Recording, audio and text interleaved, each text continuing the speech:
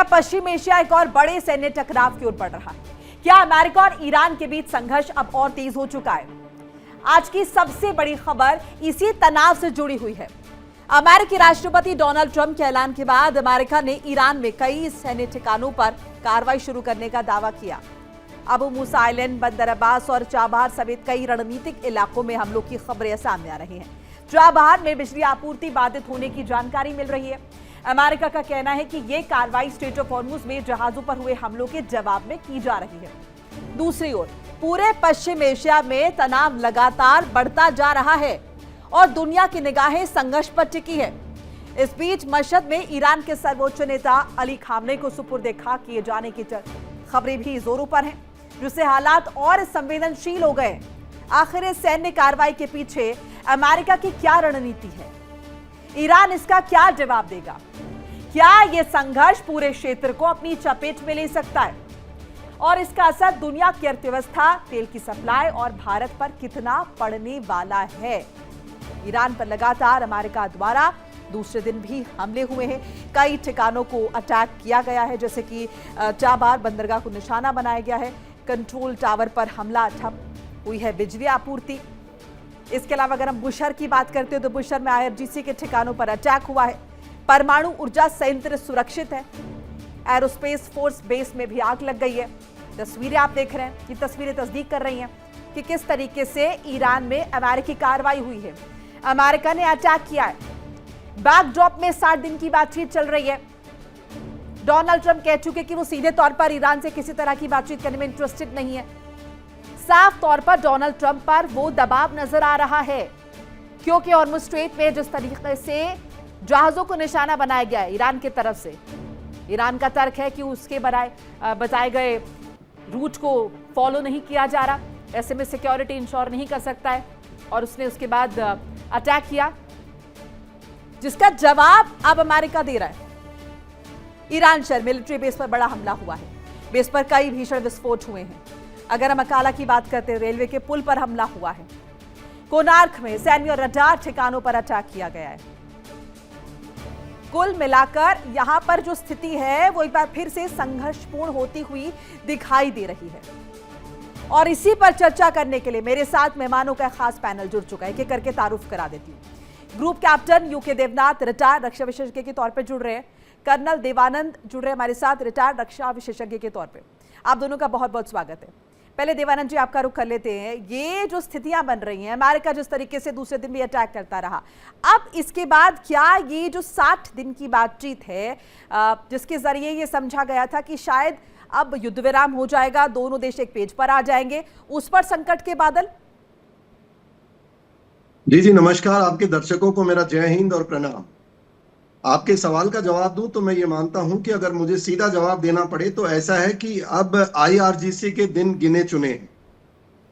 उनकी जो दुनिया के अंदर वो एक तरह ईरान के नाम को इस्तेमाल कर कर दुनिया का ब्लैकमेल कर रहे थे, जो इन्होंने 7 जुलाई को 3 जहाजों पर हमला करके अपनी कब्र खो दी है, मैं मानता हूं उसका जवाब अमेरिका दे चुका है।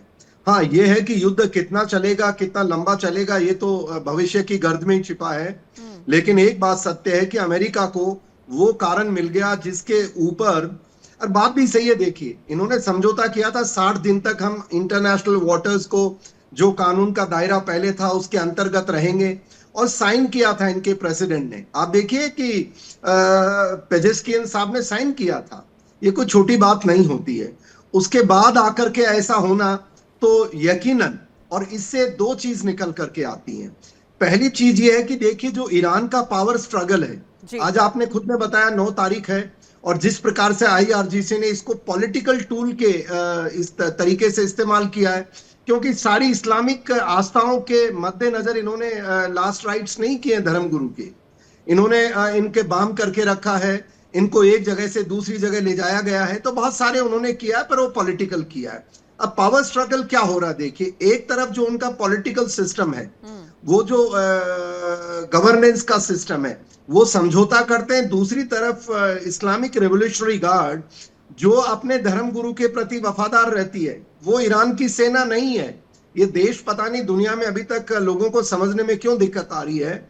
और आईआरजीसी ने जिस प्रकार से अपना ये जो एक्सेस ऑफ रेजिस्टेंस बनाया था, और वो इसीलिए बनाया था कि अगर सरकार हमारी बात नहीं माने तो हम इंडिपेंडेंटली हमारे धर्म का प्रचार प्रसार करेंगे। उनको ईरान से प्रचार प्रसार से कोई लेना देना नहीं है। हॉर्मुज के अंदर तेल का कंट्रोल आईआरजीसी करती है। और आखिर बात अगर आप देखें, कल के दिन सारे जो एक्सेस ऑफ रेजिस्टेंस के जितने जमावड़े हैं, हमास, हिजबुल्लाह, हूती और जितने भी इनके शिया मिलिशियाज हैं, वहां मौजूद खड़े थे अंतरराष्ट्रीय बड़े बड़े लीडर्स के साथ। ये दर्शाता है, और उन्होंने जिस प्रकार से जहाजों के ऊपर फायर करके सीज फायर को तोड़ा है, मैं मानता हूं ट्रंप के पास कोई चारा ही नहीं बचा है। और वैसे भी देखिए, जो ये इन्होंने जो बरसाए हैं गोले मिसाइल्स, वो ओमन के वाटर में, यानी इनको कोई पूछे कि भाई तुम्हारा क्या लेना देना है। ओमान के पानी के अंदर से जहाज जा रहे थे, उनके ऊपर इन्होंने फायर किया है। मैं ये मानता हूं जो इनका पावर स्ट्रगल है, पॉलिटिकल ईरान और आईआरजीसी ईरान, उनका स्ट्रगल चरम पर है।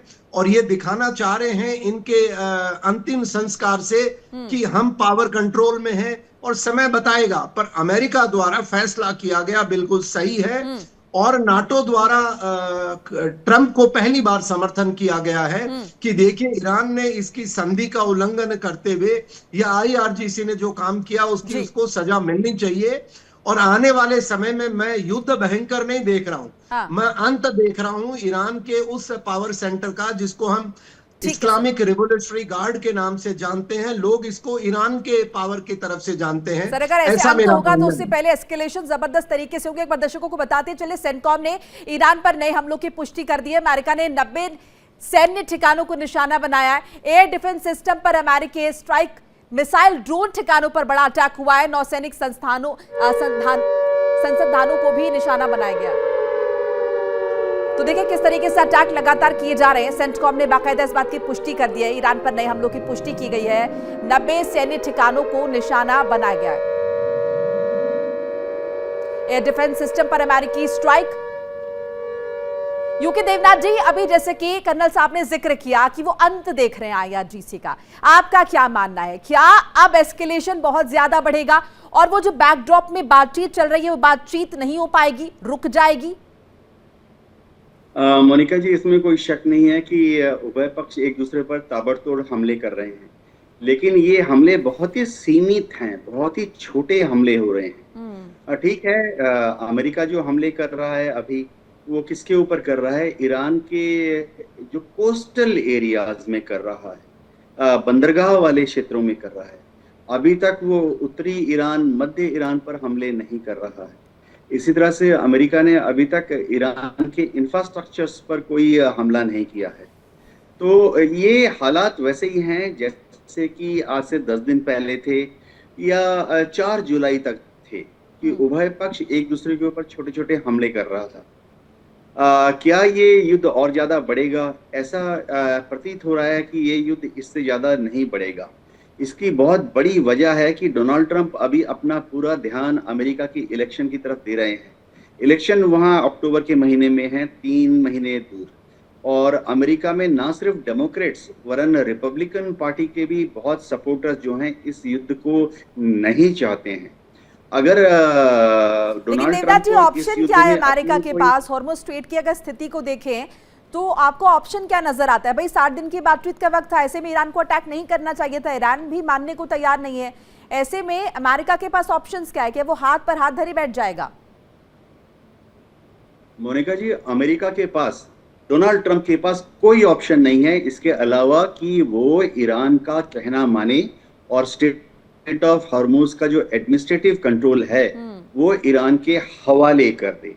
देखो मोनिका, हम याद कर सकते हैं लाल सागर में किस तरह से सुडान से जलदस्यु आकर अरब सागर के टचिंग एरियाज में 4 साल तक उन्होंने समुद्री डाकुओं ने राज किया। अमेरिका की नेवी, यूरोप की नेवी, इंडियन नेवी, हमने सबने 4 साल तक इन जलदस्युओं को सूडान से जो आते थे उनको कंट्रोल करने की कोशिश की। कोई भी नेवी सक्सेसफुल नहीं हुई। तो अमेरिका अगर ये सोचे कि वो इन बंदरगाहों पर बम गिरा गिरा कर जी ईरान की ये छोटी छोटी मिसाइलों के हमले शिप्स पर रोक सकता है, तो उसका मतलब है कि अमेरिका में डोनाल्ड ट्रंप पेंटागन के जो मिलिट्री एडवाइजर्स हैं उनकी बात नहीं सुन रहे हैं। मिलिट्री पॉइंट ऑफ व्यू से आप ईरान को रोक नहीं सकते। ईरान जब चाहे यहीं से छोटे छोटे रॉकेट मिसाइल फायर करता रहेगा। ये समझना पड़ेगा कि ये रॉकेट मिसाइल्स जो हैं बहुत छोटे होते हैं, ये महज 4 से 8 फीट लंबे होते हैं और इनमें छोटा वॉरहेड लगा होता है 5-10 किलो का, और ईरान कहीं भी जा सकता है। इसके लिए कोई बहुत बड़े लॉन्चर की जरूरत नहीं पड़ती है, इसके लिए कोई बहुत बड़े लॉन्चर बेस या इंफ्रास्ट्रक्चर की जरूरत नहीं पड़ती है। आप समुद्र के आसपास कहीं भी तटीय क्षेत्र से इन रॉकेट्स को, मिसाइल्स को फायर कर सकते हैं। ये एक तरह की गुरिल्ला वॉरफेयर है समुद्र में। तो डोनाल्ड ट्रंप के पास कोई ऑप्शन नहीं है। स्ट्रेट ऑफ हॉर्मुज का एडमिनिस्ट्रेटिव कंट्रोल उसे देना ही पड़ेगा ईरान को। ठीक है। डॉक्टर गुप्ता भी हमारे साथ जुड़ चुके हैं। डॉक्टर गुप्ता, आपका भी स्वागत है। अब ये जो स्थितियां बन रही हैं, इसके हिसाब से आपको क्या लगता है, क्या ये जो 60 दिनों की बातचीत है इस पर इंपैक्ट होगा, या फिर अब सबसे पहले स्टेट ऑफ हॉर्मुज पर ही बात होगी, क्योंकि पेज फिर वहीं आकर अटक गया है और अभी जो स्थिति है काफी नाजुक बनी हुई है। डोनाल्ड ट्रंप खुद कह रहे हैं भाई हमने अटैक किया है, अब मार्केट पर इसका इंपैक्ट है और ऐसे में ऊर्जा सेक्टर पर एक बार फिर से इंपैक्ट हो सकता है। यानी अब सबसे पहले यही डिसाइड होगा कि भाई करना क्या स्टेट ऑफ हॉर्मुज को लेकर, ईरान को अलाउ करना है या नहीं करना है, ये कैसे? मोनिका जी नमस्कार आप सभी लोगों को। देखिए, एक चीज कंफर्म है कि अमेरिका ईरान को इंगेज रखेगा। अगर ईरान समझ नहीं पा रहा है तो उसकी बेवकूफी है। जब तक एक मीडियोकर सोच की गवर्नमेंट वहां पे नहीं आएगी तब तक वहां पे इस समय ईरान पूरी तरह से डिवाइडेड है। एक पक्ष जो है वो 1979 वाला जो पक्ष था उसके लोग उसके साथ जुड़े हुए हैं, वो है अब्बासी और उस राष्ट्रपति और खलीबाफ। एक तरफ आईआरजीसी है जिसके पास अब ईरान के लिए सर्वाइवल की बात नहीं है, अब आईआरजीसी के लिए सर्वाइवल की बात है, क्योंकि खुमैनी परिवार अब रहा नहीं, मुस्तफा का कोई पता नहीं। अब आईआरजीसी या तो अपने जो बचे खुचे ऑडियंस है, जो उसके समर्थक है, उनको दिखाने के लिए अपना फायर करती रहे और अपने आप को बचाए। अगर जैसे ईरान में अमेरिका घुसेगा, चाहे वो $30 बिलियन के हिसाब से, चाहे 24 बिलियन आइटम, उसके बाद वो आईआरजीसी से खात्मा कर देगा, चाहे वो इंटेलिजेंस के थ्रू, चाहे वहां की पब्लिक का माइंडसेट चेंज करके वो कर देगा। तो आईआरजीसी अपने सर्वाइवल के लिए लड़ रही है। पब्लिक का माइंडसेट चेंज करने की कोशिश डॉक्टर गुप्ता पहले भी अमेरिका ने की थी, लेकिन वो कहां हुआ। बहुत कोशिश की गई कि गृह युद्ध छेड़ दें, वहां के लोग सड़कों पर तो थे, निश्चित तौर पर अलग तरह का क्राइसिस था, लेकिन इस युद्ध के बाद तो मुझे लगता है वो प्रोटेस्ट भी अलग उनका स्वरूप जो है वो देखने को मिला और कहीं ना कहीं लोग वो समझ गए कि अमेरिका इजराइल हमारे दुश्मन है, वो हमारा अस्तित्व मिटाना चाहते हैं। हमारे यहाँ जो क्राइसिस नए सिरे से उत्पन्न हुआ है बेसिक नीड्स का, वो अमेरिका और इजराइल द्वारा दिया गया है। देखिए, ये जो परसेप्शन है, ये हमारा जो नैरेटिव नहीं, ऐसे 50% लोग ईरान में नहीं चाहते खुमैनी परिवार को। अदरवाइज आप सोचिए कि छोटा सा जैसे 9 करोड़ जनसंख्या है, एक दंगे में 20-20 हजार लोग मारे जा सकते हैं। भारत में अगर 20 लोग मार दिए जाए तो पूरा भारत जो है आप समझ लीजिए कि पूरा न्यूज से भर जाएगा। 20,000, इसका मतलब उसके अंदर कितना खुमैनी परिवार के खिलाफ हेट्रेड है, और वो चीज पूरे ईरान के लोगों को पता है कि बिकॉज ऑफ खुमैनी परिवार, आईआरजीसी का जिस तरह रेडिकलिज्म का लाया गया, उसकी वजह से हम लोग मिडिल ईस्ट में कितने पीछे गए हैं। वही यूएई, सऊदी अरबिया कहां चले गए। आज वो केवल 25% अपनी इकोनॉमी को तेल से निकालते हैं और आज हम ईरान 78% अपनी इकोनॉमी केवल तेल से निकालता है। तो सबको पता है कि जो है यहाँ पे हमको टेक्नोलॉजी चाहिए, हमको यहाँ पे रोजगार चाहिए, हमको एक अच्छा इन्वायरमेंट चाहिए। और मैं बता दूं कि अमेरिकन इकोनॉमी और चाहे फ्रांस इकोनॉमी, चाहे स्पेन, पुर्तगीज, जो भी जहां पे रहे हैं, जहां भी इन्वॉल्व रहे हैं, वो देश आज भी देखिए, चाहे वो अमेरिका, चाहे साउथ कोरिया हो, नॉर्थ कोरिया देख लीजिए, दोनों युद्ध में अमेरिका किसके साथ था? साउथ कोरिया के साथ। साउथ कोरिया आज कहां पे है? इजराइल और अमेरिका के साथ है। आज वो डिफेंस प्रोडक्शन में, टेक्नोलॉजी में नंबर 1 कंट्री चल रहा है, फ्रांस और इजराइल के साथ। आप अगर जापान को देख लीजिए, वो अमेरिका के साथ रहा, आज कहां पहुंच गए? दुनिया की 3rd-4th इकोनॉमी है। आप मिडिल ईस्ट, लेकिन सर और भी तो हमारे पास एग्जांपल्स हैं। आपने एग्जांपल दिए, मैं मानती हूं, लेकिन और भी एग्जांपल थे जहां पर अमेरिका का हस्तक्षेप रहा और उनकी स्थिति क्या हो गई। अफगानिस्तान देख लीजिए, सीरिया देख लीजिए। कर्नल देवानंद, आपका क्या मानना है? आपने कहा कि आईआरजीसी का खात्मा हो जाएगा, सो आपको लग रहा है अभी वो स्थिति उत्पन्न हो गई है कि अमेरिका फुल फ्लेजेड जो है ग्राउंड लेवल पर उतर आएगा और आईआरजीसी को मिटाकर ही जो है एक तरीके से अगर हम देखें चीजें हासिल हो पाएंगी? मोनिका जी देखिए, मैं एक सैनिक रहा हूँ, मैं भी वो पैदल सैनिक रहा हूँ, तो मुझे युद्ध का और इस तरह के जो इंसर्जेंसीज होती हैं, प्रॉक्सी वॉर्स होते हैं, उसका लंबा 40 साल का मुझे मेरे तजुर्बा है। और मैं उसी तजुर्बे के ऊपर बात कर रहा हूँ, ना कि देखिए दो विद्वान बैठे हैं, एक रिसर्च वाले विद्वान हैं, एक एयरफोर्स के विद्वान हैं। तो मैं दोनों के अपनी अपनी बातें सही हो सकती है, पर जो आपके सवाल पे अगर मैं आऊं, देखिए युद्ध का वैसे तो कोई भी व्यक्ति नहीं कह सकता कल क्या होगा, किस देश के क्या पैमाने, कोई पब्लिक में अनाउंस करके थोड़ी आता है साहब, जब भी युद्ध करते हैं। और तीसरी बात साहब देखिए, जब युद्ध हो रहा है तो मंदिर का प्रसाद तो है नहीं कि वहां कोई आदमी मरेंगे नहीं, आपका नुकसान नहीं होगा, आर्थिक नुकसान नहीं होगा, मौतें नहीं होंगी। ये ऑल चीजें इनबिल्ट होती हैं युद्ध के अंदर। क्योंकि मैंने देखा है, लाइक जो भी छोटा मोटा देखा है। और उसके बाद जिस प्रकार से अभी हमारे साथी बता रहे थे कि कोस्टल एरिया के ऊपर छोटे छोटे हमले हो रहे हैं, मैं मेरी बात रखना चाहूंगा। देखिए कोस्टल एरिया क्या है, इसमें जो खर्ग है, केशव आइलैंड है, इन पे हमले अमेरिका ने करके, जो कल रात की खबर जो जितना मैं समझ पाया, उन्होंने उनको बिल्कुल जमी दोष कर दिया। क्यों किया है? देखिए इंडिया डेली 24/7 अब आपके स्मार्ट टीवी पर। इंडिया डेली मौजूद है सभी डिजिटल प्लेटफॉर्म पर लाइव और लगातार। इंडिया डेली 24/7 हर दिन राष्ट्र को समर्पित।